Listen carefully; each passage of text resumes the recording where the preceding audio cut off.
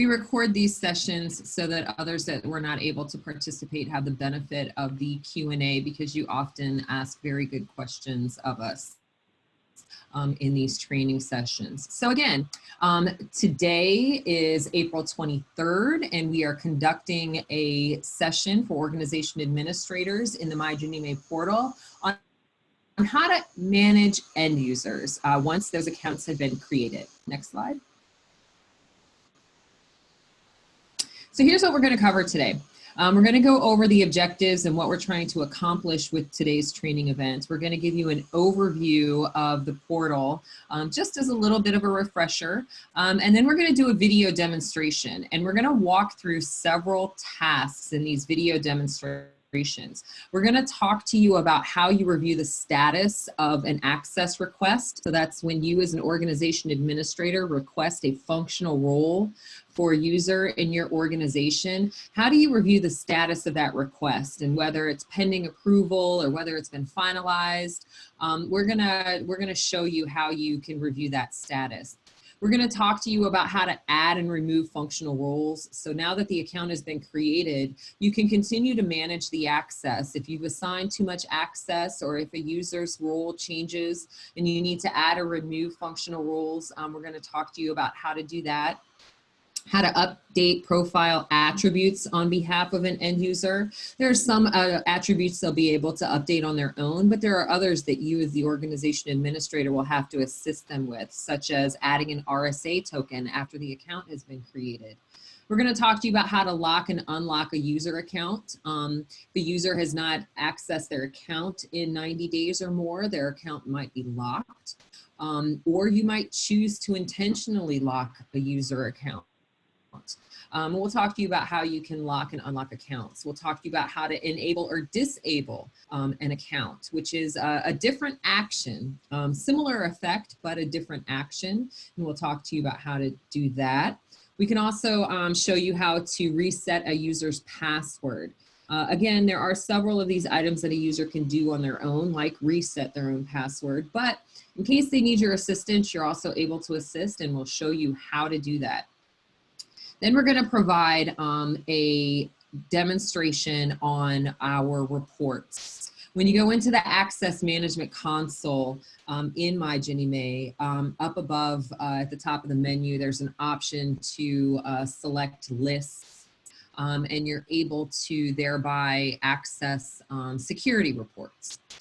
We're going to talk to you about how to get to those reports and what information those reports provide you, and how you can get a list of active users in your organization if you need to collect that for any audit purposes of your own. And then we'll talk to you, of course, as always, where you can go for additional help. And then we'll open it up for a Q&A. We are absolutely happy to answer your questions. There are technical experts on hand from the Bank of New York Mellon who can assist me in responding to all of your questions about how to manage end user accounts in MyGinnieMae. Okay, next slide. All right, so what we want to do today is we want to give you some guidance on how, as I mentioned, you can review the status of these requests as you are onboarding users into the portal. Sometimes, you know, between the request and approval functions, things can get a little confusing as there is a checks and balances, and there are multiple org admins that participate in the process. So we're going to provide you some guidance on how you can review the status of those requests if a user is asking you. We're going to give you some information on how to manage those end user accounts, as I mentioned before. We'll also provide you some information on how to troubleshoot as an organization administrator, and if you need help, where you go to get that additional assistance. Of course, you're the first line of defense for users in your organization, but what do you do when you need help? And then we're going to give you an overview of those reports that I mentioned. Now, keeping in mind that all of these functions are completed in the Access Management Console, which you as an organization administrator have access to. Next slide. Okay, so just a quick reminder about the onboarding workflow.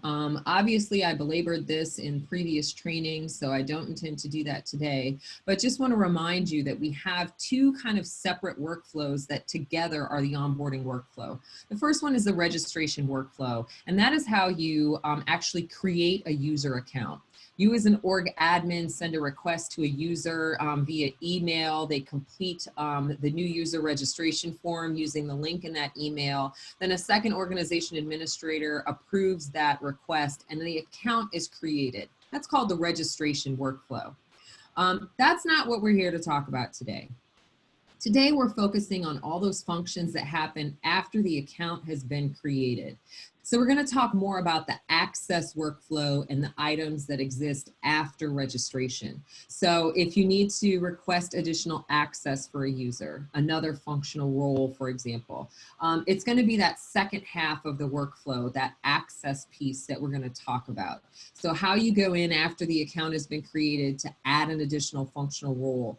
And then also reminding you that once you've requested an additional functional role, another organization administrator still has to approve that request, and an operations administrator on behalf of GinnieMae has to finalize that request. That piece does not change. Whether you request a functional role at the time the account is being created and you're completing the registration workflow, or whether you do it later, long after the account has been established, if you need to follow this access request workflow, you still have all of the same steps involved. Okay, next slide. Okay, a little reminder of the things that you can do versus the things that a user can do on their own. So as you can see here, we covered this in the initial training in terms of different actions that you can take versus what the user can take. And a reminder that our operations administrator at the Bank of New York Mellon on behalf of GinnieMae can only complete final acknowledgement of these requests. They can't actually request or approve any other access for your user accounts. They cannot manage passwords. They can't lock and unlock accounts. These are all actions that you as the organization administrator must take on behalf of the users in your organization. They can't assist with those things. But do keep in mind that we've introduced some self-service functionality that makes it easier for users to manage some of their own account access. The user has forgotten a password or needs to reset their password, they're able to manage those functions on their own. But there are a few things that we're going to point out to you today, and we're going to demonstrate today. Again, removing a functional role from an end user account, enabling, disabling, locking, unlocking user accounts. We'll even talk to you about how to help them reset their password and also how to update those account attributes, like I mentioned before, which it could include adding an RSA token if the RSA token serial number was not added at the time the account was created. So again, it's those blue stars in that middle section that are the functions that an organization administrator can take on behalf of their end users. But the ones that are highlighted, just outlined in red, are the functions that we're going to demonstrate for you today. Next slide. Okay, so just as a quick reminder, as an organization administrator, you log into MyGinnieMae, you go to the tools dropdown, and then you go and find the Access Management Console link. That lands you here at the Access Management Console. If you're not an organization administrator, you've never seen this screen and you don't have access, and that's why. But for my organization administrators, you've seen this screen and you've already been sending access requests to your users. You've been approving those requests. You're already off to the races. I just wanted to highlight for you here that the functions that we're going to talk about and demonstrate today all reside within that user management tile. This is where you're going to go to complete any of the actions that we are demonstrating for you in today's training session. Next slide. Now there is, as I mentioned, the security reports. We're going to, at the end of the demonstration, show you these reports. But just as a quick reminder, as I mentioned, in the Access Management Console, you click at the top of the screen where it says links. And no, not totally intuitive. Sorry about that, guys. It's the way it came to me, I promise. But once you click links, it's gonna have a drop down that will do one of two things. It will allow you to go back to the MyGinnieMae dashboard, the My Dashboard in MyGinnieMae, or it will take you to security reports. Those reports are listed below. They have a variety of information in them. The AMC functional role request history report shows you all of the users in your organization and the status of their access requests and the functional roles that they've been assigned from the beginning of time. And so that's going to be an important report for you, but we'll show you a little bit more later what you can do and how you can access those reports. Next slide. Okay, so here we go. We have a video, sorry about that typo, a video demonstration to show you about the functions that we just discussed.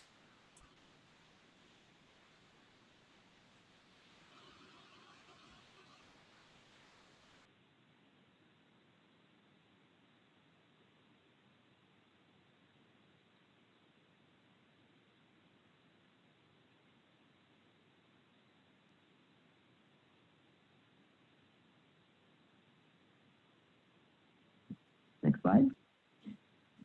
And a little bit later on is right about now. Wade, so can you take over from here? Thank you, Letitia. Good morning, everyone. Happy Monday. So as Letitia said, we're going to try to do the drive-in, oh Lord. Wade is going to, I think I'm going to ask Toyi to steer because I don't drive, so let's try and get this going. As I'm sure everybody right now is actually has org admins. You have been actually setting up your users, giving them the functional roles they need, do the approvals, and waiting for us to do the finalization. So we're just going to give you an idea of what, of course, those are the 4 tiles that everybody would see. And as Letitia said, we'll be concentrated mostly on the user management section. So that's where we're going to do most of your managing your end users. So Toyi, can we click on that box?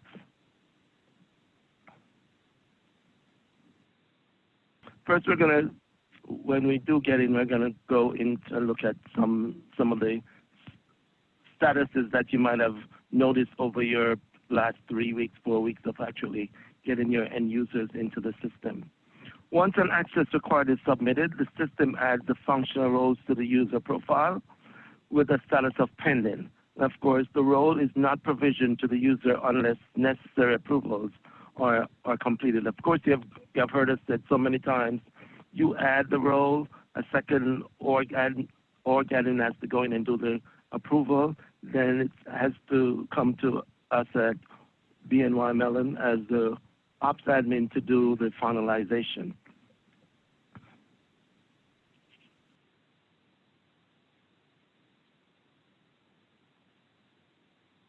So we're going to go down to the section that has the manage user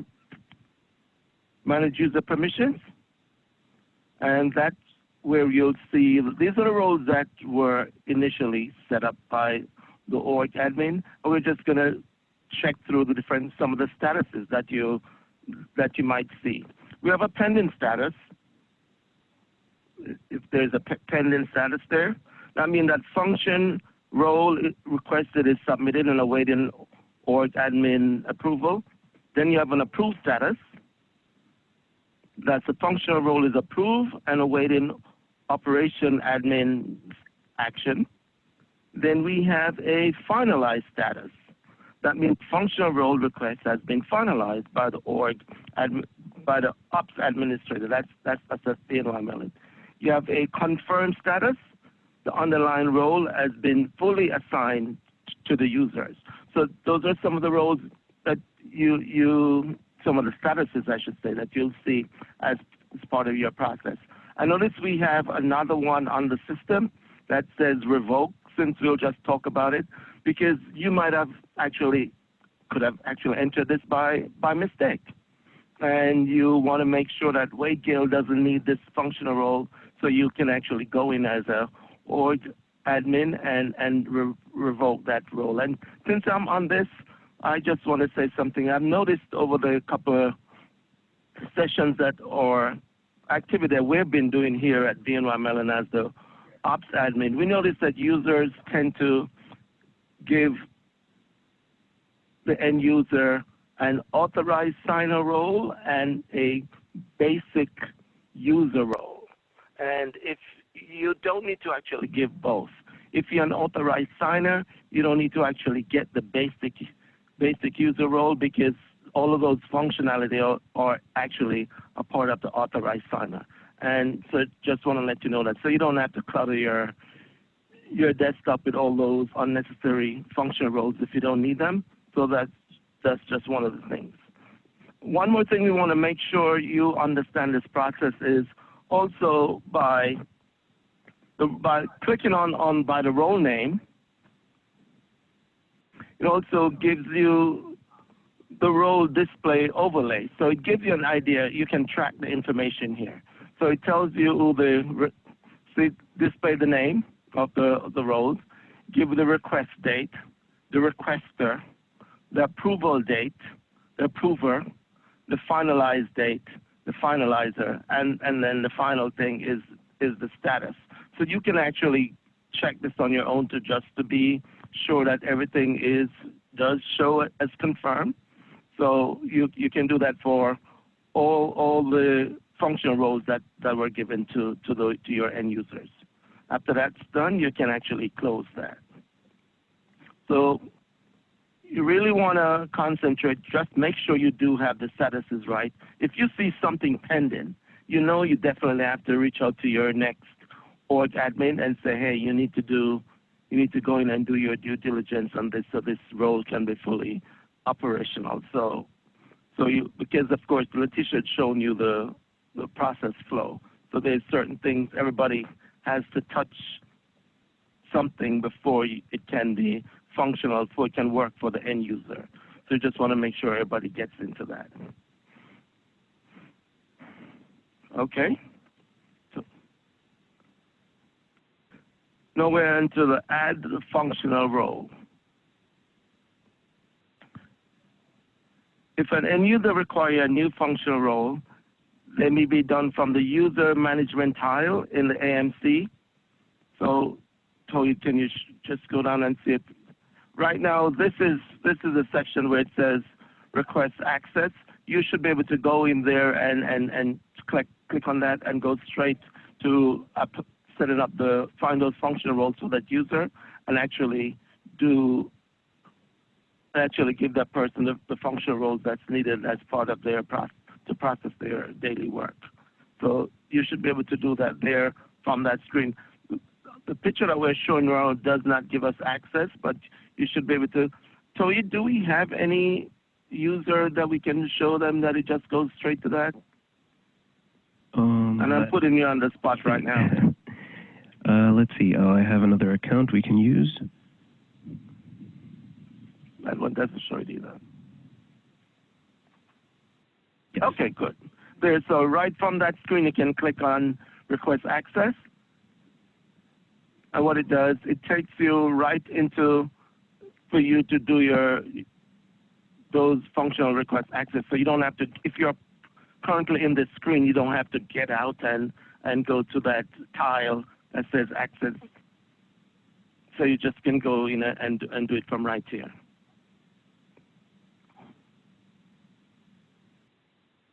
And just a reminder, we're in UAT, so it takes a while before it spins and gets to that page. Cool, there it is. Now, as a org admin, you can go in and do your functional role selection for that user.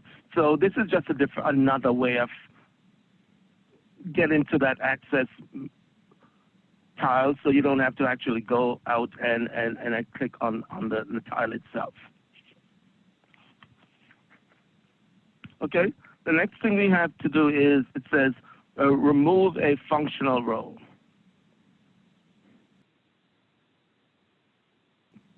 If an end user is no longer required access to a specific functional role, possibly because their business responsibility might have changed, organization admin are responsible to removing that role from the user account. This may be done within the management user permission section.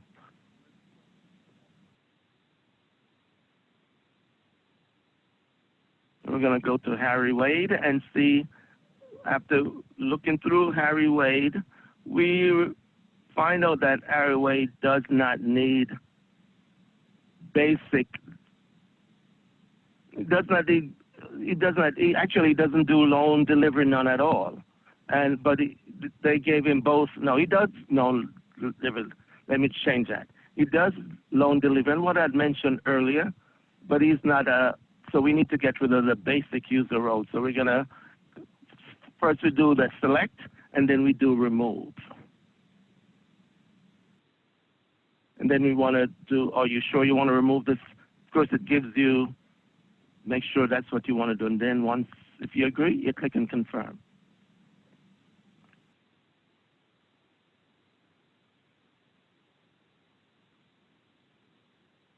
And then, of course, it goes through its own little stuff behind the scenes so that information can tell you, does the org admin, the second one, need to approve this?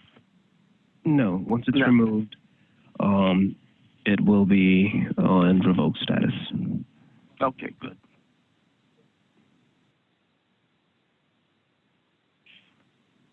So this might be something that org admin might be doing as they go along in setting up the process for the end users. It could be just a regular mistake, or I should not have given Wade that access at all. Let me just go in and remove it. So you do have the ability to change that, and that's to remove the functional role from that screen. Okay.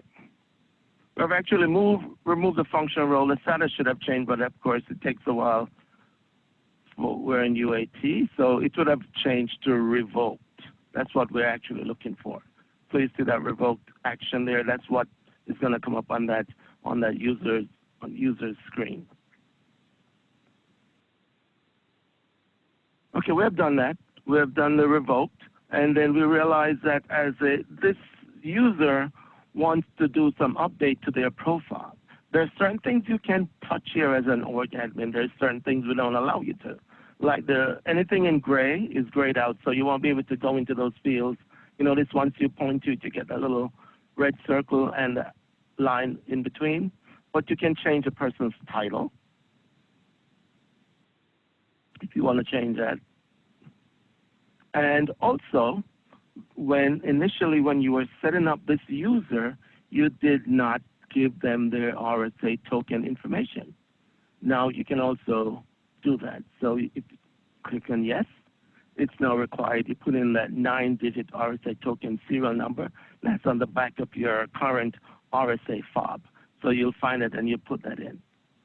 If the person wants there's that number. The person wants their mobile phone number there, you can actually add that also. And their work number, if by we just put in the wrong number there, they can go in and make changes to that screen. So those are some of the fields you can make changes to. And if it's not in the right format, you'll also get a message in red at the bottom saying it doesn't fit the format that it's looking for. So that's updating. And you want to make sure once that's done, once you update, you want to make sure you save that record. So did you want to say something here about the RSA token? Yes, thank you, Wade. Just a few things here where you enter your RSA token. There is an email that is sent out to the org admins. So say when you first register and you enter your serial number during the registration, an email will be sent out to operations to associate that token to your account. But however, just like this user who did not enter their serial number, the org admin has the ability to enter it for them, and doing so every time a new functional role is assigned to this user, the org admin will receive an email requesting to provide the token serial number and send it to operations to associate.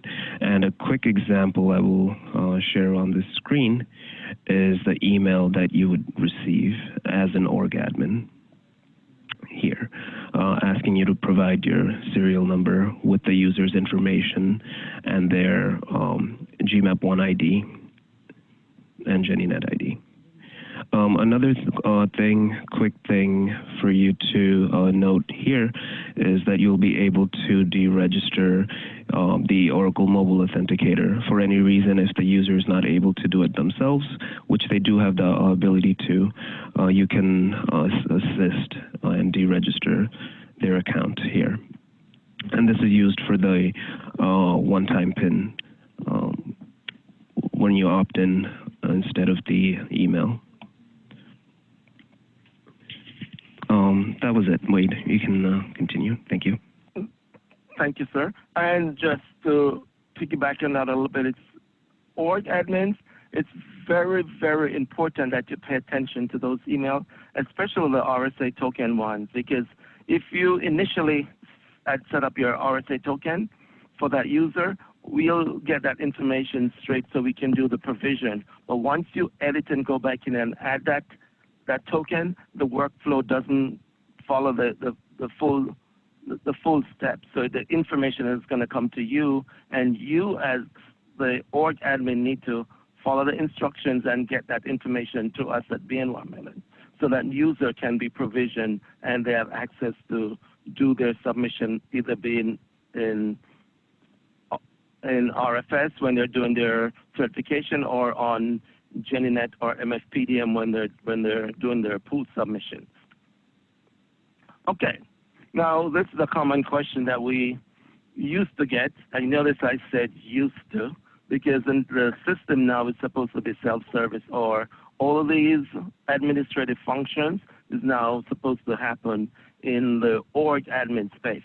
And I'm talking about unlock or lock account. We do get it a lot, so I'll just try and give you some explanation here. A user can become automatically locked out of their account due to 3 failed password attempts, or if an org admin has manually locked the account via AMC. Locking a user's account is a temporary action and can be reverted. So right at the bottom there, you see the word lock. So we can actually, for instance, we can lock your account if we want to, because it could be that person has not been in for a while, or the person might be moving on to a different job, so we can do that lock. Confirm that it's locked. And of course, we want to see that the status say user successfully locked.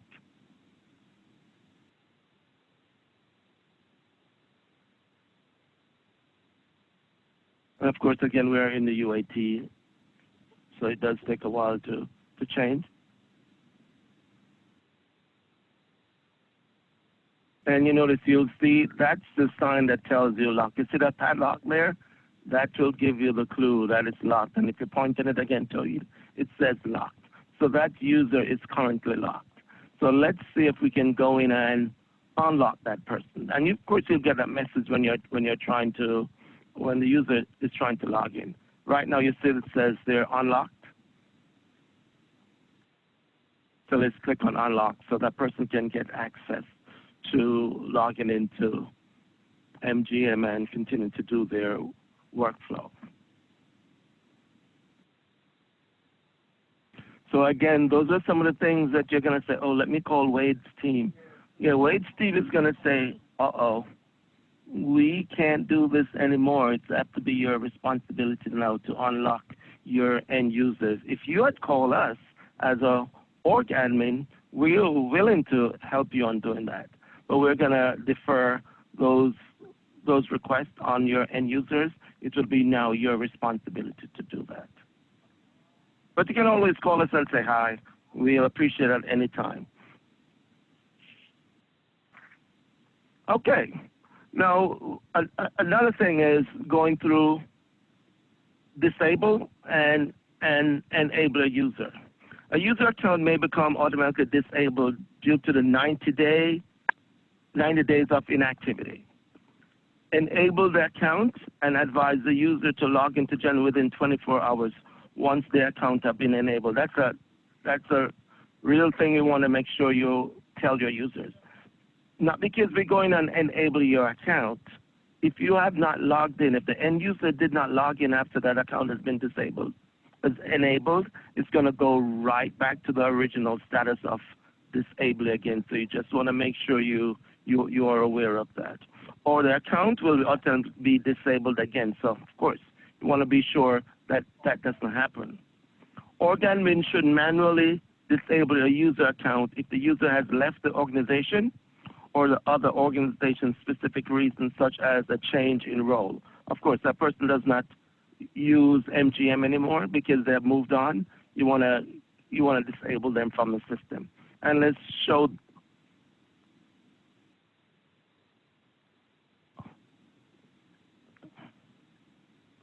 I'm sorry, Toy, I think I'm talking too much, so you're ahead of me. Disable. This user is disabled. We go in and click on disable and disable the account. And Toy, what happened here when the accounts are disabled? What happened to those functional roles? So once a user is disabled, all the functional roles will go to the status where it'll be revoked, and so or missing. And if that happens, and somehow the user does come back to the organization, those functional roles will have to be re-requested. Good, thank you, sir. So yes, that is true. You're gonna, when you go into that screen, you're gonna notice that the roles might say missing, and you'll have to re-request them, and then have to go through the function of being approved again, and then finalize, so that person can have full access. So you just want to keep in mind that. And again, enable, disable, all the responsibility of our new org admin to MGM, and you guys are going to have fun doing this, I'm sure. Okay, next one, enable.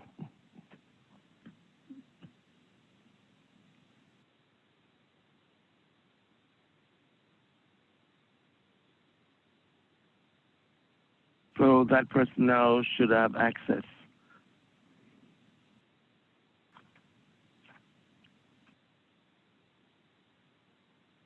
And of course, we always encourage, after 90 days, your account is going to get disabled if you're not if you're not logging in the account on a regular basis. And I think is on the 81st day, you start getting notices. So you want to also pay attention to those notices, because you're going to get a reminder your account is getting ready to be expired, or whatever they paraphrased in the actual notice. But I think it's on the 81st day you start getting notices in reference to that.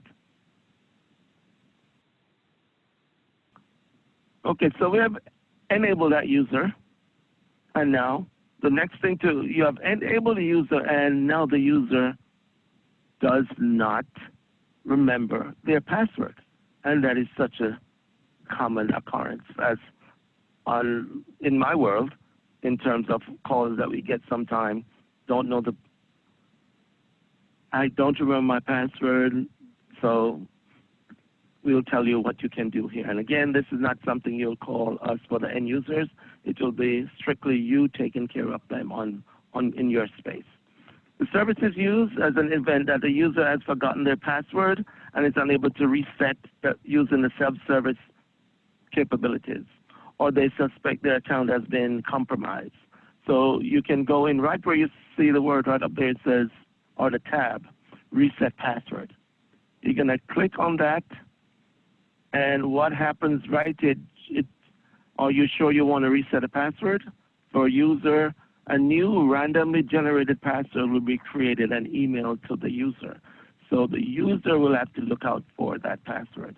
It's not like in the GinnieNet space that the password is generated and you tell them what it is. In GMAP, the password is generated and you either copy it and send it to them via email. No, this password is going to be sent straight to their email and they would have to retrieve that password and put it in the new system and also generate a new one. So that's a little bit different. So this is all you're doing now. It's not us anymore at BNY Mellon as an org, as an ops admin. It's going to be your responsibility to reset the users if they could not do it through self-service.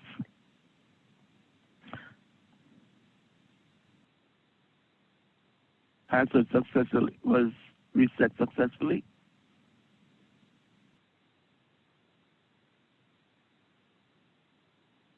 Okay, so we have done some little managing activities there: reset password, unlock, enable, update profile. Now, we as org admin also have some other responsibilities because you might want some reports on your end users. As Letitia had mentioned earlier, you go to link and then you choose security reports.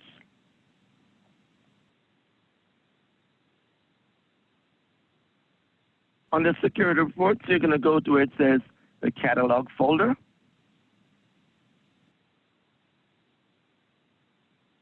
And we're going to choose the administrative folder. And this one here, we're going to look at the MC functional role request history report. So that's one of the reports that we want you to look at. And of course, this is where you have all the other reports if you want. So we're just going to check on that. And as I told you, it's pointing to open. So let's click on open. And let's process it. So this is the report that comes up and show you information on your actual users. Toyi, do you want to explain this a little bit more than I can? I know I might miss something. Sure, Wade. So once you select the report you want to see, the system will generate, and here you will have a layout with the different columns of different information. So you see you have your require ID, user login, role name, role type, and you can filter this report based on the column. So if you click here on the drop down, you can select a specific user, or you can select in ascending or descending order based on how you want to see your report. And this goes same for, say, the approver, or the date, or whichever column you would like.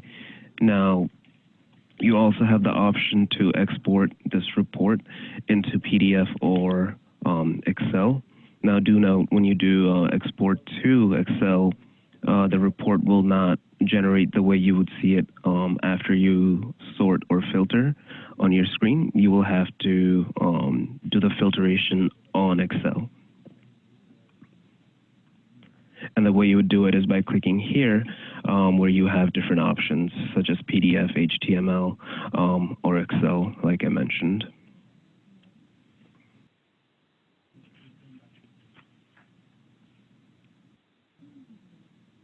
Wade?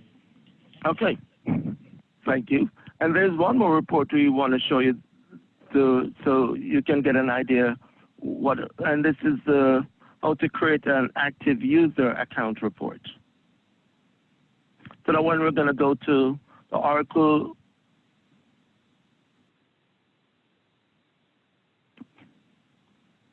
We're going to click on where it says Home Organization User Lists by Org Admin View. We're going to open those. We're just giving you an idea what some of the reports are. So this one kind of gives you all the users that are actually enrolled in your home org and Toid. So here, like I mentioned earlier, you will have the option to say you want to only see the active users. You can just select active. I'm sorry, let me do that again. So for the status, you can select here that you only want to see active users. So you can select active and click OK. So this report will only show the active users. And the same applies if you want to see the disabled users. So here you'll see the list, and every single person here is disabled. And what about if you're in the section that says org admin? If you want to know anybody who's org admin, what is that the same thing by yes or no? Yes, so it's the same option. So the reason you see no here is because there is no other org admin, which is why only no is available. But if there was, that is, again, you have to note that only the disabled users. So there is another org admin, but that person is not disabled. That is why you're not seeing it here. So say if we were to go back to selecting all active and disabled, and then going back to the org admin, you now will have yes or no option. Cool. Okay. So just want to, again, as the org admin, just want to, you have the ability to go in and print some of your report. Maybe you might even be able to customize them just to suit your needs. Of course, we have some of the reports. Org user list report, that's a custom report. You have user profile history, that's a standard report. User registration request history, that's a custom report. So you can go in and print accordingly, because some of them might be because of auditing purposes. Sometimes auditors want to know who are the ones who are logged in, or the ones who got messed up with their passwords. So you can have different reports to suit your internal company's need. So I think that was our little journey. I hope it wasn't too bumpy. I hope you were able to, I think we navigated okay. We just might have. All righty, Letitia. I think we can return back Thanks, to the Ian. presentation. Yep. Thank you so much. Okay, so a couple of you have already figured out how to manage the chat and the Q&A, and that's fantastic. We'll give us just a second and we'll get back to those questions here. I wanted to move on to talking to you about how to get some help. So we understand that for our organization administrators, there are a lot of responsibilities that you have to undertake now that you previously did not have the ability to manage in our systems. And we're here to support you with that. We may not be able to complete those actions on your behalf, but we can certainly assist you in terms of instructions, information, and assistance, on figuring out how to complete those steps. So there's several user materials that have already been produced. If you go to GinnieMae.gov, under Issuer, the Issuer tab, there's a section on Issuer Training. You can find modernization. On the modernization page are all of the resources that have been developed on how to manage and navigate the portal. For our organization administrators, there is the Access Management Console user manual. And the items that we covered today, the step-by-step instructions are included in that user manual. There are some quick reference cards included in that manual. If you're interested in having the training overview from today's presentation, that's available on the modernization page under training presentations. We also, have weekly listening sessions. As you're navigating this and you're onboarding your end users, you will have questions, and we appreciate that. That's why we have this thing. It's kind of like office hours. Every Thursday, we open up for a weekly listening session so that you can ask us any questions. We have technical experts on hand. I will say that because of training events like today's event, our next listening session will be on May 7th. So definitely, you know, tune in. We give you some updates on what's happening, and stay tuned, stay around to answer any of your questions in those weekly listening sessions.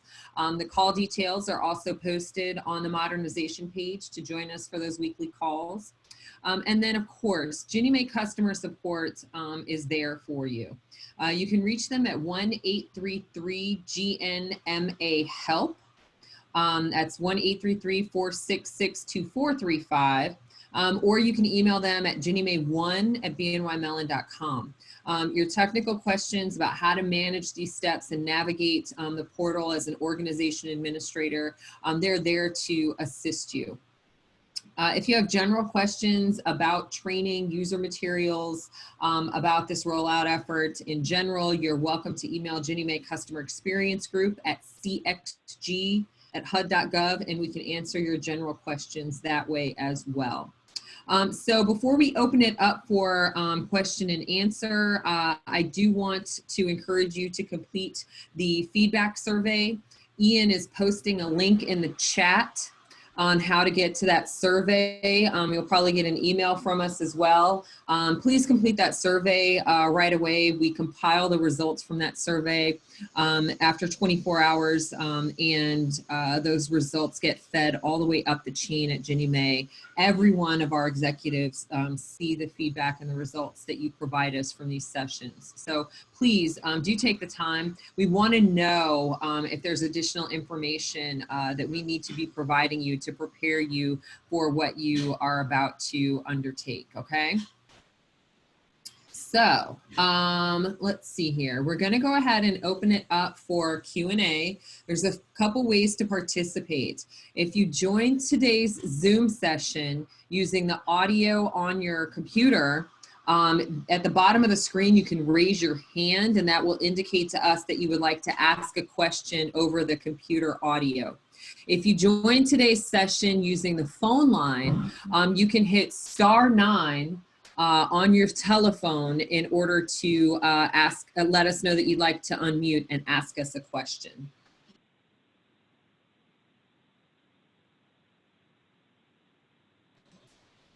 Okay, so let's go ahead and open up for Q&A. Ian, do we have any questions on the line? Nothing yet on the line. Okay, I'm going to check the chat. But again, there's a Q&A. I'm sorry, I forgot to mention. There's a Q&A at the bottom of the screen. You can type your question as well. If you would prefer to type your question, you can do so by typing that into the Q&A at the bottom of your screen. So again, you can, if you're on the computer audio, raise your hand from the bottom of your screen. If you're on the telephone line, hit *9 to indicate that you would like us to unmute your line, or type that question into the Q&A right now. Okay. So here's a general question about how it all works. How do the GMAP1 IDs and the GinnieNet IDs get linked to a user? So the first thing that you need that I will mention is that you don't really need to worry about that. A new GinnieNet and GMAP ID is created for you when that MyGinnieMae account is created. And with all of the necessary associations to those systems. We will be disabling your old legacy credentials. At some point in the future, about not quite 90 days from now, those old credentials will no longer work. You must use your new credentials and your new legacy accounts when you enter MyGinnieMae. But you don't need to know per se what those accounts are.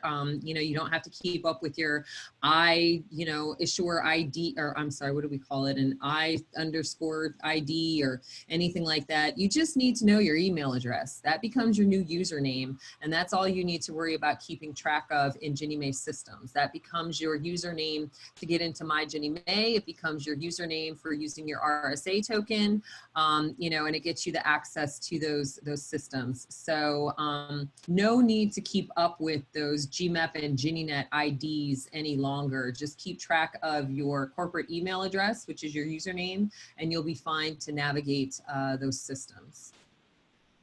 Okay. I have a question. If a user gets disabled due to no activity for 90 days, do their roles go away and will they need to be requested all over again?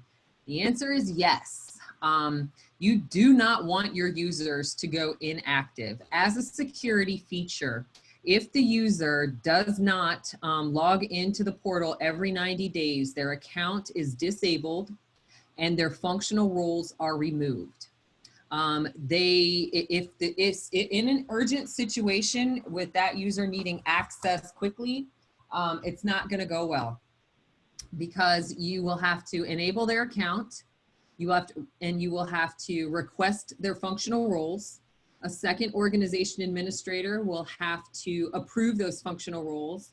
And then the operations administrator will again have to finalize those functional roles before that user will be able to access business applications in MyGinnieMae. So here's what we have done to help you with that. Beginning at day 80, each user will receive an email notification that their MyGinnieMae password is about to, needs to be reset. If the user, and they will get that email notification every day until they hit that 90-day mark. If the user pays attention to those messages and actually resets their password and logs, they have to log into the portal to do so, but if they actually log into the portal and reset their password, that will count as activity and they will not hit that 90-day mark. So we send them daily notifications to go in and reset that password. If your users are paying attention, they will not have a problem. If your users are not paying attention, well, then there you go. So I encourage you to make sure that your users are aware because if they allow their access, if they allow their account to go 90 days inactive and those roles are removed, it will be impossible for them to quickly regain access to the portal. The workflow, the access request workflow will be engaged and they will, and it will require all of the steps that I just identified. Okay. So I have a question about receiving user IDs. I'm guessing that that is the user list for your organization. Please contact cxg@hud.gov for those questions, and we'll make sure that you get the user list for your organization.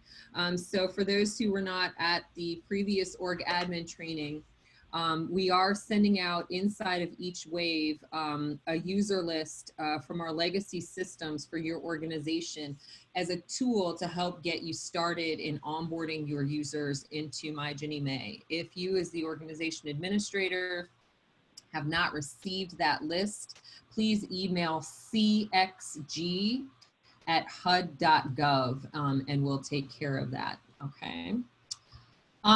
So I do have some folks that, are getting their invitation emails to register for an account in the portal. If you are an organization administrator that received an email from the operations administrator and did not respond within 24 hours, you are going to have to email the operations administrator at GinnieMae Customer Support to have a new email invitation sent. Every time those emails are sent, there is a 24-hour clock. So do not request a new email invitation unless you know that you will be available within the next 24 hours after it is sent to respond, okay? But you can email GinnieMae1@bnymelon.com and ask them to resend that email invitation, okay? They generally do not send them out on Fridays because they will expire over the weekend, but if they hear from you and you tell them that you're going to be available to respond, they will send that invitation out to you. That is for organization administrators. For our end users, it is the organization administrators that send those email invitations. So I am assuming that you are an org admin and that that email invitation was sent to you by an operations admin. If you are an end user that received an invitation from your own org admin, you're going to have to contact your org admin in order to have that invitation resent. Okay. I do have another question here. Error code 400 bad request. So what that is, so there's a question here about receiving an error code 400. That does occur from time to time. It is not a portal issue. It is generally a browser issue. And with everyone in the world working from home right now, we are seeing more of those types of errors. Generally, if you close your browser and open it back up, it can, get you through that. But if you are noticing a lot of, errors, the 400 number error in particular, just know that that is not a portal stability issue. It's probably having to do with a poor browser connection or a lot of activity. I have Wade Gale and Tawhid Ali, as well as Vicky Mirage from the Bank of New York Mellon on the line. Do you have anything to add to that on those 400 number bad request errors? Hey, Letitia, it's Tawhid. So a couple of things with the 400 error. A lot of times, if you're not taken directly from the email to the link, we do recommend that you copy that link to your browser. Make sure that it's matching exactly the way it is on the email. Sometimes that is an issue. And also, like Letitia mentioned, it is a firewall issue a lot of times from your side. So that's something that you might need to talk to the IT department with. Or what would happen is if the 24-hour expires, that message is also shown. So those three things need to be kept in mind. Thank you, Tawhid. Okay. I'm going to move on to another question here. Does the org admin have to add all of their users into MyGinnieMae, or is there an automatic process to transfer them? There is not an automatic process to transfer them. This is a manual effort that will have to be undertaken by the organization administrators to put their users in the portal. So you will need to, as an organization administrator, line up the information for each of the users in your organization. You'll need to assess the functional role that they'll need to be provided based on their business functions, and you will need to request their access accordingly. And there are several reasons why it is being done this way. The information that exists in legacy systems does not align with new user accounts in all situations inside of MyGinnieMae. And so to avoid us creating any unnecessary errors with users in your organizations, we trust you to be the content experts here when it comes to knowing what access your users require. And are deferring to you to set them up properly in the new portal, okay? So you, the organization administrators, are responsible for putting your users in the portal. They will not be added to the portal without you. So here's a good question. Do all users need an RSA token and or Oracle Mobile Authenticator? Two totally different items, but two very good questions. There are no transactions in MyGinnieMae that require an RSA token that did not previously require an RSA token. So anyone who was a token holder before, in order to submit pools and, you know, certify monthly reporting, so on and so forth, all of that is still in play. But if you didn't need a token before, you don't need a token now. There's nothing in MyGinnieMae that requires you to access an RSA token that you did not already need an RSA token to access, okay? Now the Oracle Mobile Authenticator is completely different. The Oracle Mobile Authenticator, let me back up.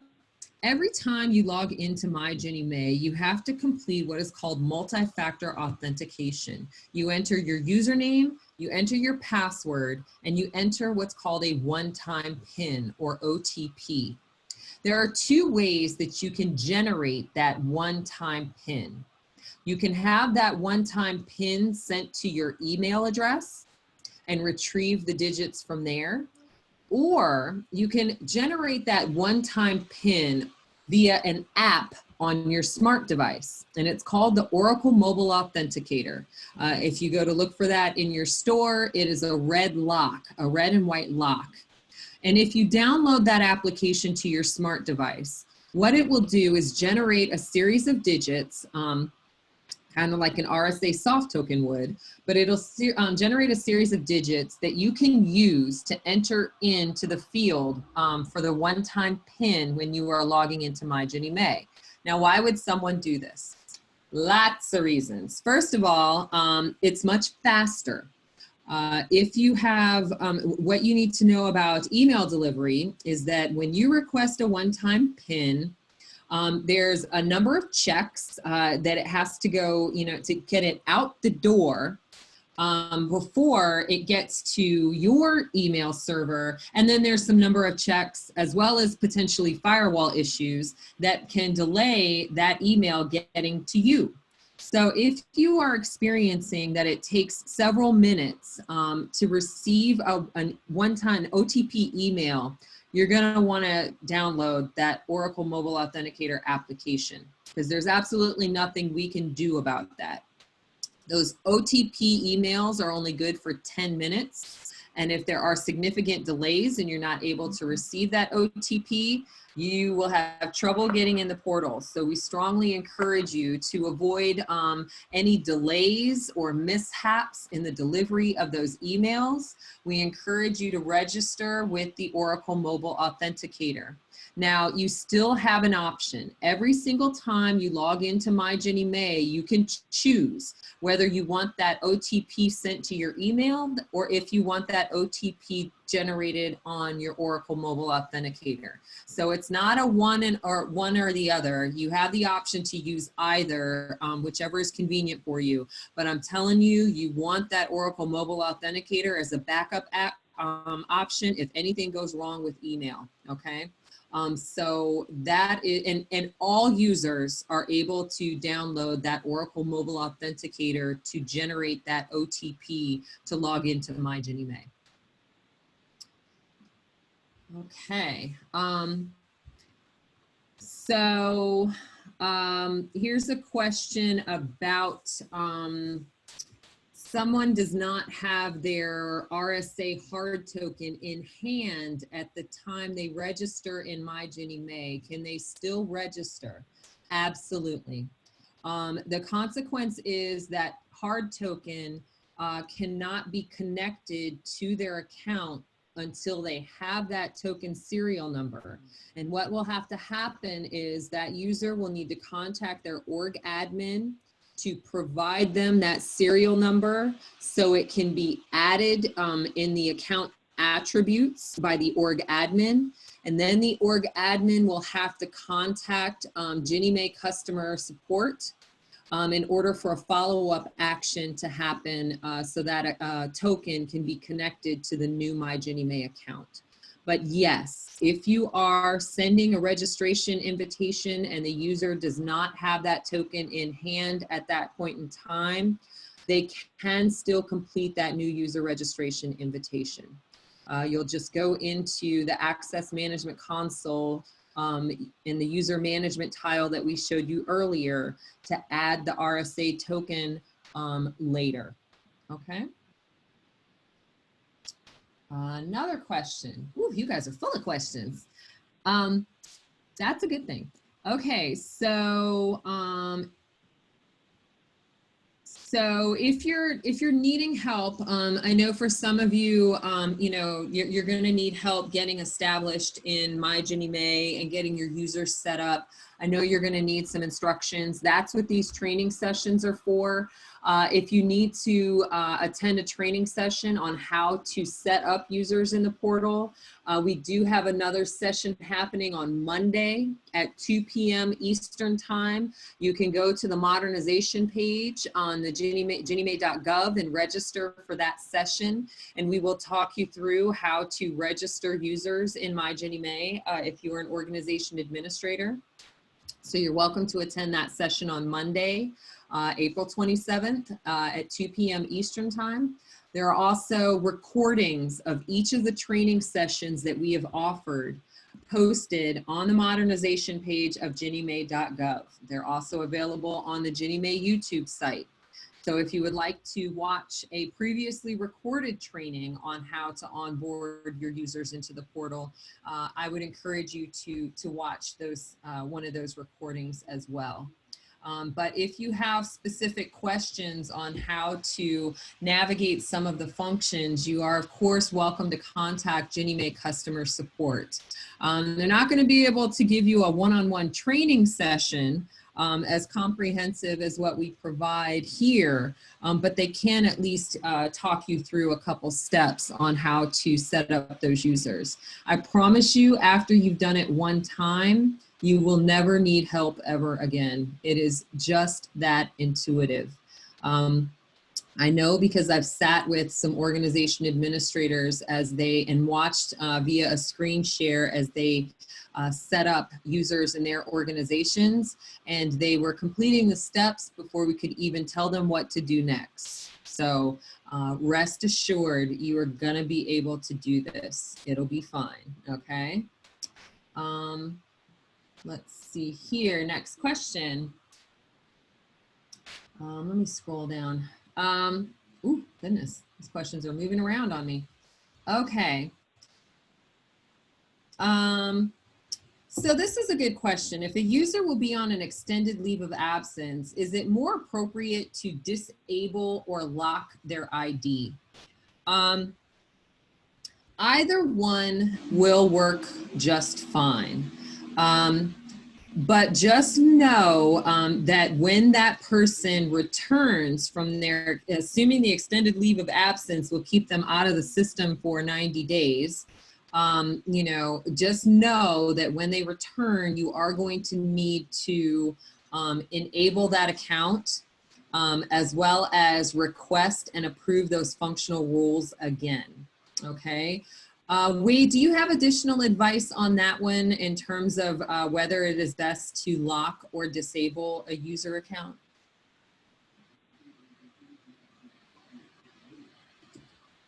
Wade Gale, Bank of New York Mellon.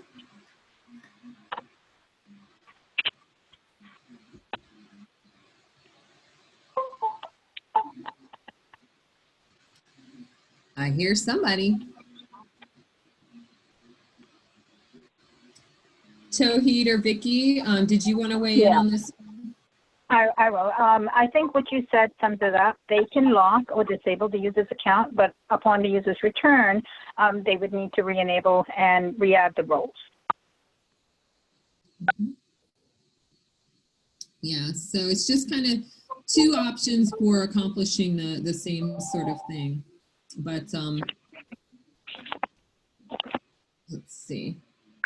I'm sorry, I'm here. I just could not figure out the unmute stuff. Okay, I'm sorry. welcome to the party, Wade Gale. I'm here. Yes, I agree with Vicky and I agree with you, Letitia. Those are the two options, but I would rather just to disable them, and we request the roles when that person is available. Yes. Okay, thank you. I have a question on the deadline for setting up your users. So this one's a little tricky. Wave 4, if you are in wave 4, You have what's called a target date of July 22nd. Let me tell you what that means. Hey, Wade, can you mute your line? So here's what that means. It means that we plan to disable the old credentials, the old legacy credentials for the users of your for Wave 4, for the users of your organizations at that time. But you do not want your users going back and forth between their old credentials and their new credentials. It can create system errors, which are undesirable. So you want to encourage them to use those new MyGinnieMae accounts. And you want to do that for another reason. MyGinnieMae is a much more secure environment for conducting business transactions. There is additional federal security requirements that are met by using MyGinnieMae. So I strongly, and in a day like today, when everyone is working from home on their private internet connections and hackers are fully aware of this, it is very important for you to have your users in the most secure environment as possible to protect your business transactions. So I strongly encourage you to get your users into the portal sooner rather than later, and to encourage them to stay in the portal, okay? So the technical answer to your question is that for Wave 4 organizations, you will exclusively use MyGinnieMae beginning July 22nd. But I encourage you to get your users into the portal and using it much sooner than that for your own protection. Okay. So let's see. Here's a question about Oracle Mobile Authenticator. So you updated your mobile phone, and now the Oracle Mobile Authenticator isn't working even though you deleted it on your old phone. Yep, I believe you. I had this happen too, and that is because the application has been registered, the device, I should say, has been registered to your MyGinnieMae account. And the only way that you can disconnect that is to deregister with the Oracle Mobile Authenticator in your account profile. You need to deregister in your account attributes. So log into MyGinnieMae, go to my profile, and you will see in your, I think it's under security or something like that, it'll have an option to deregister with the Oracle Mobile Authenticator. If you need instructions in the MyGinnieMae Getting Started User Manual, there are step-by-step instructions on how to deregister with the Oracle Mobile Authenticator. Anytime you want to switch the smart device that you are using to have that OTP delivered to the Oracle Mobile Authenticator, you will need to deregister the device from your MyGinnieMae account and then re-register the new device, okay? So go to the MyGinnieMae Getting Started User Manual for those instructions. Okay, so again, for Wave 4, you want to be in the portal, using it exclusively as soon as possible, but you will have to use it beginning July 22nd, okay? Can you have your own access, or will other security officers have to update the access permissions? I'm not positive I understand exactly what you're asking here. But let me say this, being an organization administrator is a privilege. It is a security, well, yeah, it is a privilege, but it is a security privilege in MyGinnieMae. That privilege can only be provided by the operations administrator at the Bank of New York Mellon on behalf of GinnieMae. So if you need to have that privilege extended to you, make sure you are on the HUD 11702 and then request of GinnieMae customer support that security privilege. Now, if you are if you already have that security privilege, but you need business roles, you need a functional role to do business with GinnieMae, the organization administrators at your organization can request and approve those functional roles for you. So you will need 2 other organization administrators, one to request a functional role and one to approve that functional role or roles in order for you to get those functional role assignments. If that does not answer your question, please resubmit so that I can clarify the response. And okay, thank you, Stephanie. Okay, so we have a subservicer. When I receive my user ID, do I need to set up users from the subservicer too? Great question, Angela. Nope, nothing for you to do.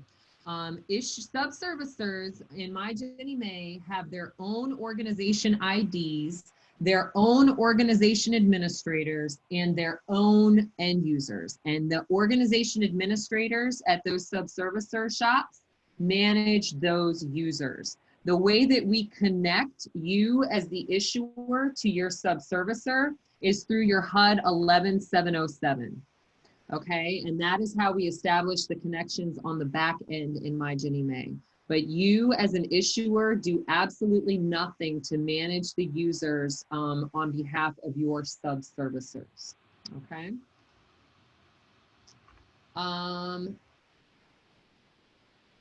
So a question about if you did not receive your email invitation as an organization administrator to set up an account in MyGinnieMae, you may reach out to GinnieMae customer support and have them send that registration invitation to you at your earliest convenience. Okay.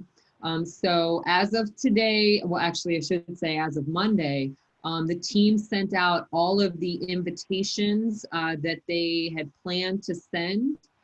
So if yours went missing or we somehow missed you, please reach out to GinnieMae1@bnymellon.com or call them at 1-833-466-2435 to have a new registration invitation email sent to you. Okay. I do see there were a couple of questions that came in over the chat as well. This was a good one that came in from a couple folks that I want to answer. We talked about those email notifications that go to end users warning them that their account is about to be disabled, and that they have 10 days, to go in and change their password. Those email notifications only go to that account holder. Those email notifications do not go to the organization administrators. However, I'm going to ask my technical folks on the line to chime in here. You can go into the Access Management Console in MyGinnieMae and access a report that will provide you information on when your users have logged into the system. Am I correct on that one, Wade, Tauhid, and Vicky?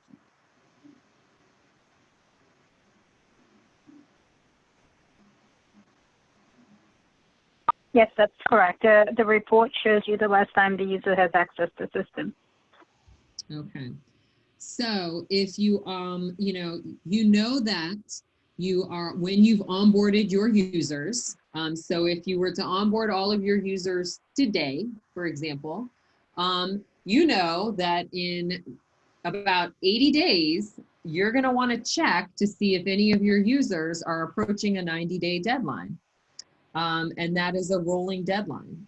So you might just want to go in periodically to see if you have users that are at risk, but there is not a notification or a trigger in the system that we send to organization administrators regarding that 90-day point in time. And I should also clarify what that 90-day notification is about. The 90-day notification is to alert users that it's time to change their password. There is a security requirement that users change their passwords every 90 days. But the truth of the matter is, if you go into the portal and change your password, it will also prevent your account from becoming inactive or disabled. So it's kind of a 2-for-1. But that email notification is not actually warning them that their account is about to be disabled. It is notifying them that they must go in and change their password.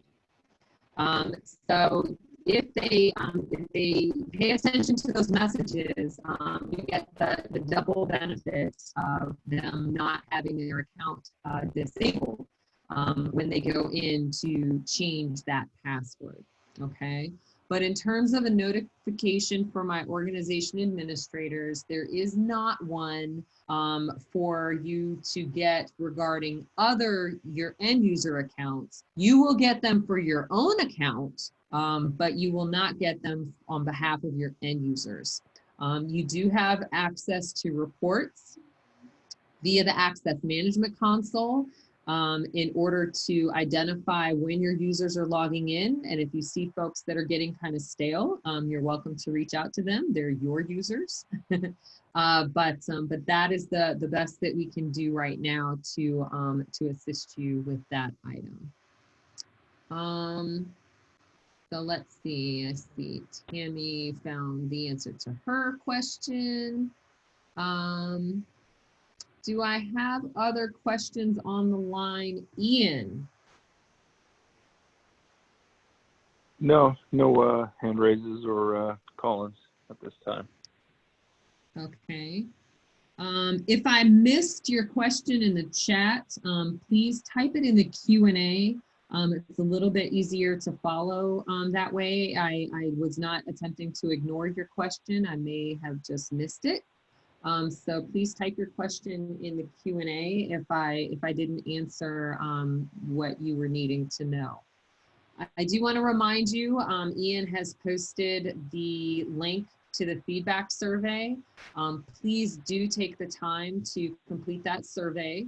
And I'm going to make another request of any questions out there. Does anyone have a question? Please raise your hand at the bottom of the screen if you would like to ask that question over your computer audio. Hit *9 if you would like to ask that question over telephone audio. Or you can do like Laura here and type it in the chat. So Laura is not seeing her access to GMAP and GinnieMae under the tools dropdown. Laura, that tells me one of two things. It tells me that either you have not selected your default issuer ID or you do not have functional roles assigned. So here's what you need to do. The very first time you log into MyGinnieMae, you have to go into My Profile, and there'll be a drop down for the ID selection. You need to select the default ID, issuer ID for your issuer. And that should display, what it is that you need to, the systems you need to access, unless you've not been assigned a functional role. The operations administrators do not assign functional roles. The organization administrators in your organization would need to request and then approve a functional role for you in order to identify what systems you need to access. So if your organization administrators have not yet requested and approved those functional roles for the operations administrator to finalize, you will not be able to access GinnieMae business applications. So do one of those two things. Make sure that you have selected your default issuer ID and make sure that a functional role has been requested and approved for you.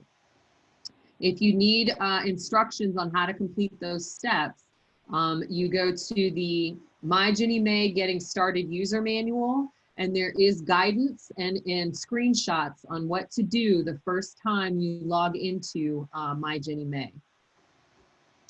How long does it take to be sent an email that an org admin is approved so you can start end user processing? That's pretty quick. So once you have completed that email invitation to complete the new user registration form, the operations administrator on the back end does a couple of approvals, and then there's, you know, maybe a 20 to 30 minute downtime before it shows up on your end. But you should receive an email informing you that your account has been created. It's a welcome email. And so within a short period of time, that should be completed. But do note that they are only completing those finalizations generally at the end of each business day. So it's not immediate. If you complete a new user registration form today, your access will likely be finalized later today, this evening, and you'll be able to function tomorrow. Did I hear someone trying to chime in? I was, yes. I'm just picking back on what you're saying, because that's some of the questions and calls and email we're getting right now. I was set up, but I'm not able to get in the system, and part of it is because the second org admin has not gone in and done the approvals, and so that prevents us as the org admin to go in and as the ops admin to go in and do the finalization. So as Letitia mentioned, you want to wait till you get those confirmations via email saying that those roles have been confirmed, and that allows you, once you get those, you can go into the system. That's the stuff we're getting right now as during the process. And one more thing, can I just give a shout out to the Wave 4 group? You guys are on this, man. I've never seen so much activity with onboarding since we started in January. This has been the most, I'm trying to find the word, the most progressive, the most proactive group that we've actually done so far. These requests are coming in. We're working hard. We're trying to do the finalization. So I just want to give a shout out to the Wave 4 group who have really caught on and really doing their due diligence in reference to receiving our invite, doing the invite, and actually setting up their end users with their functional roles. Really appreciate that. Thank you. But sometimes it might be a little bit, might take a while to get to you in terms of doing the finalization, but we are working on it. I just want to tell them my team is doing that. Thank you. Thanks, Wade. I wish I had some canned applause for you guys. That's a huge compliment coming from Wade Gale. We appreciate how enthusiastic you guys have been about adopting the portal. You're a small group, but a very important group, and you guys are definitely taking that seriously. Thank you so much for that. I have another question here. Timeline between the initial email to register in MyGinnieMae and the next email to get me access to MyGinnieMae. So this is exactly what we were talking about. Once you have completed that registration invitation, so let me take it back. Wade's team is sending, if you're an organization administrator, Wade's team is sending you an email invitation. Within 24 hours, you are responding to that invitation and submitting that new user registration form.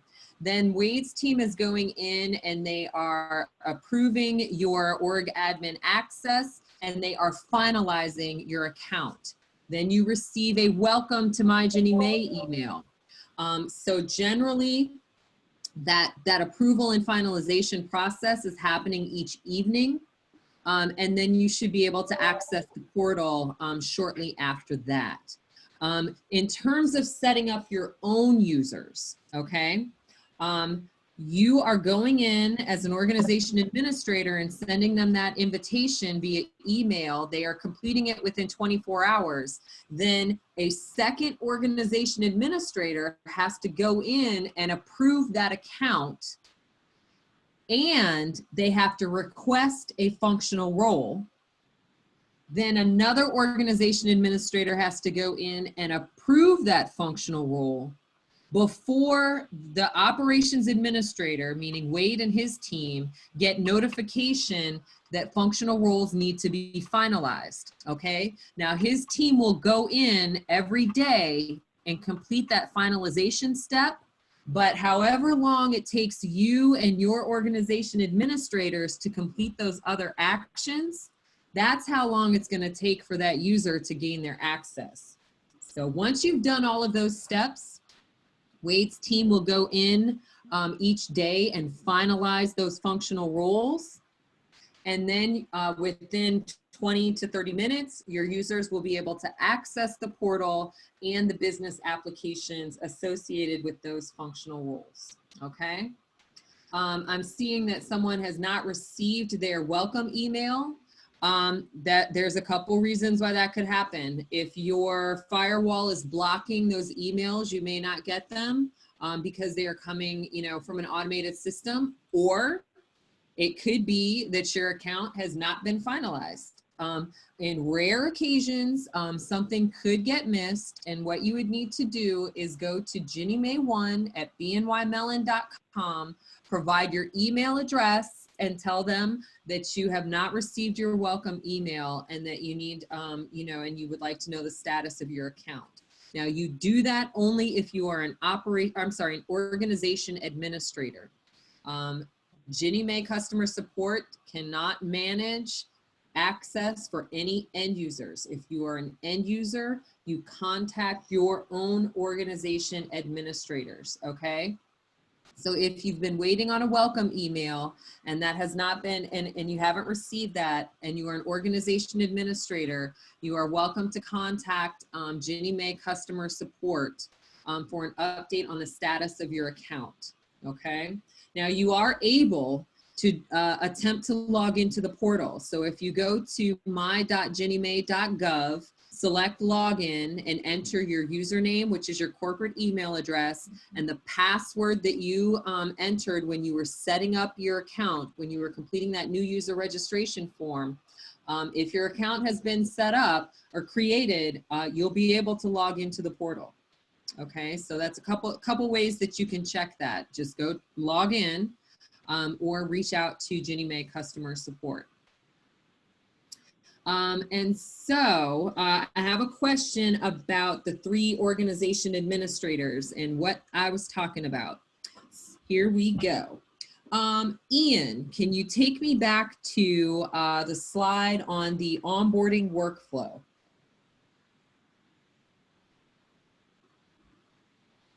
Here we go. So this is what I was talking about. While the operations administrator is able to set up your security privilege to function as an organization administrator, they cannot assign you functional roles to do business with GinnieMae.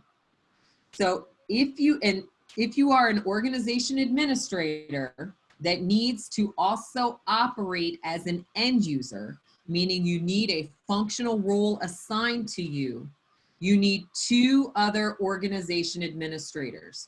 So if you look at the access workflow and where that begins, it begins with a requesting org admin. You need that org admin to request a functional role for you. Then you need a second org admin or an approving org admin to approve that functional role for you before the operations administrator, Wade and his team, can finalize that functional role. So while you have the security privilege as an organization administrator to onboard other users in your organization, you cannot participate in providing yourself access. You need 2 other organization administrators to request and approve a functional role for you to do business with GinnieMae, if that is what you require. We have some organizations where our org admins only do this type of stuff. They only set up accounts and assign access. But we have other organizations, especially our smaller organizations, where you are the org admin and you're also responsible for submitting pools, or you are also responsible for doing monthly reporting. In that case, you would need a functional role. But to receive that functional role, you need 2 other organization administrators to request and approve that functional role for you. All right, I'm glad that helps. Another question. Okay, the timeline, or maybe I already answered this one. The timeline between the initial email to register and the next email to get me access. Okay, no, that's a little bit different question. So theoretically, for our organization administrators, that happens at the same time. You are set up by the operations administrator and you receive that email letting you know that your account has been created and you can access the portal. You get that welcome message, right? This could happen a little bit differently for your end users depending on how you move as an organization administrator. So here's what happens. Once that account has been created, meaning registration is complete, okay? You've sent the email for them to register, you've approved their account, okay? If that is what creates an account that welcomes the user to the portal. But assigning a functional role, that access workflow, is something different. Every time you request a functional role for a user and then approve that functional role for a user, and the operations administrator finalizes that functional role for a user, they will get a functional role assignment email that will notify them of what functional role has been added to their account. That happens every single time you add a functional role, whether you do it at the time that you create the account or whether you do it later and add functional roles well after the account has been created. That functional role email will be triggered at that point in time. Now, in terms of the timeline, it depends on how long it takes the organization administrators to request and approve those functional roles compared to when they created the account. But after the operations administrator has finalized that functional role, it triggers the functional role email notification. And then within 20 minutes, that user will be able to access those business applications. Okay, so the answer is kind of, it depends, but generally within 20 minutes of that functional role being assigned, that user should be able to access the portal and the business applications that come along with that functional role. Okay. So again, I'm going to pause while we collect our thoughts. If there are additional questions, I promise to stay here until they're answered. Ian, do we have any questions on the line? Nope, nothing at this time. Okay. *9, if you joined us on a phone line and would like to ask a question over the phone, raise your hand at the bottom of the screen if you joined the Zoom session via your computer audio and would like to answer your question that way. Otherwise, you have definitely found that Q&A section, and you're welcome, absolutely welcome to type your question into the chat box if you would like to do that. Again, do keep in mind that after today's session, you are also, Ian, if you could take us back to the resources slide. Do keep in mind after today's session, you're welcome to contact GinnieMae customer support You are welcome to contact the customer experience group for general inquiries. You have resources available to you. The Access Management Console is a step-by-step guide on how to conduct these actions.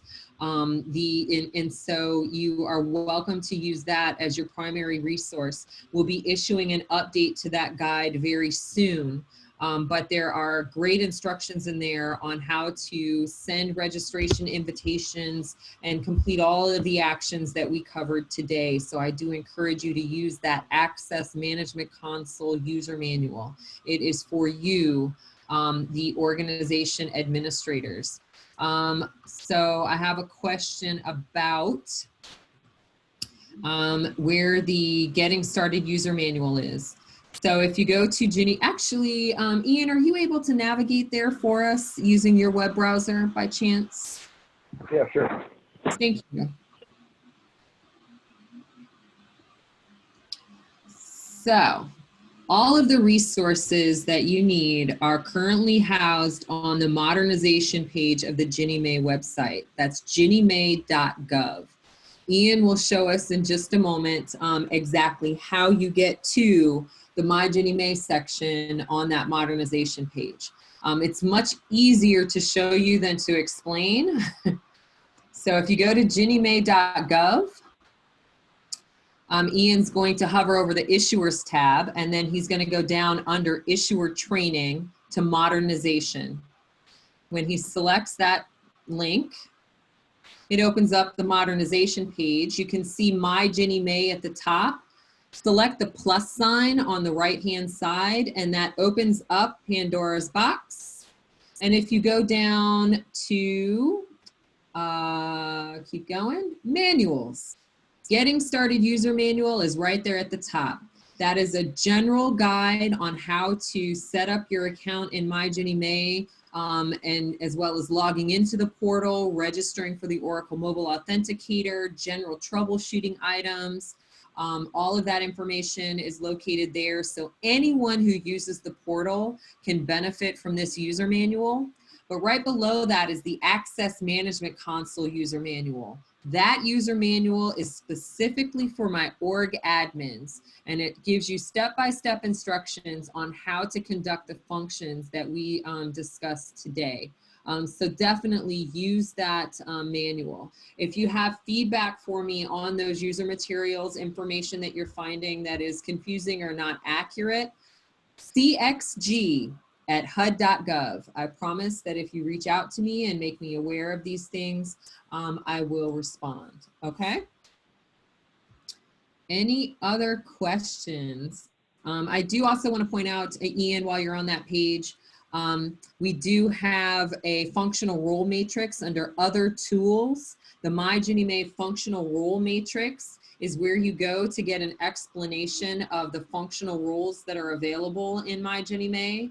It also exists in the, and that is the latest one. It was actually updated and republished last weekend. But if you go to your Getting Started user manual, there's one in the appendix that we'll be updating soon as well. So there's a couple different places you can go for the functional role matrix. The recordings from these sessions are also posted above here. So definitely, you know, take a look at the information that we've posted on the modernization page. All right. Any other questions for the good of the order? Yes. Is the one-time PIN required every time you log in, even in the same day? The answer is yes. The one-time PIN is required every time after you have been logged out of the portal. So whether you logged yourself out or you your session was terminated due to inactivity, when you go to log back in, you will have to enter a one-time PIN. Yes. And the same is true for any other secured system. If it were your bank account, it has the exact same behavior. Every time you go, you navigate away from your bank account, when you come back, it's asking you to log in again. You do need to enter that one-time PIN every time you log into MyGinnieMae. These are all great questions, you guys. As I mentioned, beginning again on May 7th, for every Thursday in May, we will be conducting a listening session. So if you want to join us for those to get more information and ask your questions then, you're welcome to do that. Otherwise, you can reach out to GinnieMae Customer Support, GinnieMae1@bnymellon.com, or you can reach out to the GinnieMae Customer Experience Group at cxg@hud.gov. So thank you so much for joining us today. Thank you for all of the questions. I look forward to your feedback in the survey. If you have not already, please complete that survey, and have a wonderful day. Stay safe, stay healthy. Thank you.